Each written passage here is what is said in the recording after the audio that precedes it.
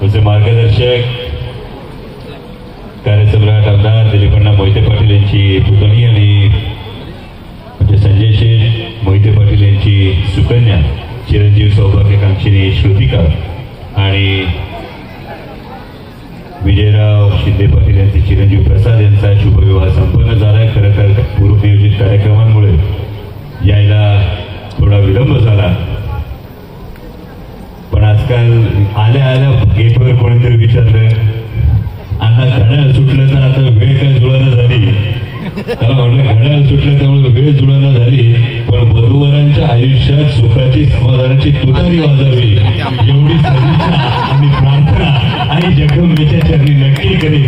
गमतीचा भाग बाजूला राहू द्या, परंतु वधूवरांना आई जगदंबा जे जे इच्छित असेल, जे जे सुख असेल ते सगळं देव।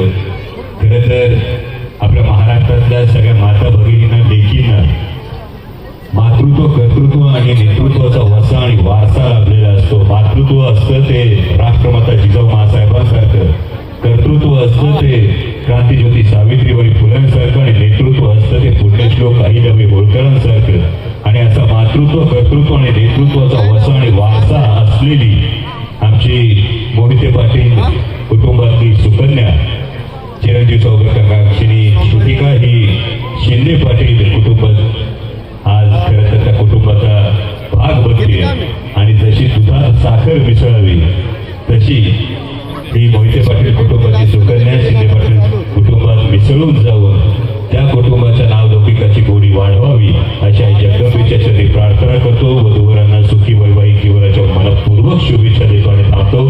धन्यवाद। जय शिवराय। हा एक मंगल प्रसंग असतो, त्या कुटुंबातला त्यांच्या जीवनातला आनंदाचा क्षण आहे आणि त्या ठिकाणी असली राजकारणाची अशा प्रकारची भाषा करणं हे एखाद्या लोकप्रतिनिधीला शोभत नाही। त्यामध्ये उपस्थित असलेल्या लोकांच्या तुम्ही टाळ्या घेऊ शकता, पण हे संस्कृतीमध्ये बसत नाही। ही त्यांची शिकवण कोणी दिली, त्यांना कशी दिली, काय म्हणाले हे मला सांगता येणार नाही, परंतु ही संस्कृती नाही। एखाद्याच्या लग्नाला गेले नम्रपणे त्यांचं अभिवादन करावं, नम्रपणे त्यांना शुभेच्छा द्याव्या, पण अशा प्रकारच्या लग्नाच्या भाषणामध्ये एखाद्या वाचाळवीरासारखं काहीतरी बरळायचं हे बरं वाटत नाही। 5 वर्षामध्ये जो खासदार निधी असतो तो खासदार निधी कोल्हेंना मतदारसंघामध्ये हे करता आले नाही, संपूर्ण वापरता आले नाही, त्याबद्दल काय सांगू? मी बघितलं नाही त्यांनी काय कसं किती वाटलं काय झालं, पण त्याला यंत्रणासुद्धा तेवढी जबाबदार असते। एखाद्या खासदाराचा निधी वाटला गेला नाही असं जरी दाखवत असले तरी खासदारांनी त्या संदर्भात पत्र दिलेली असतात, पण त्यांची वर्क ऑर्डर होणं, त्यांची जोपर्यंत बिलं निघत नाही तोपर्यंत तो निधी अखर्चित दाखवला जातो। त्यामुळं कदाचित अमोल कोल्हेंनी 5 वर्षातले 25 कोटी खर्चसुद्धा केले असतील, पण कदाचित तसे दाखवले नसतील। मला नाही वाटत कुठला खासदार आपला निधी अखर्चित राहावा म्हणून अशा प्रकारचं करतो। पेंडिंग दाखवतो हां, म्हणजे असेल काहीतरी।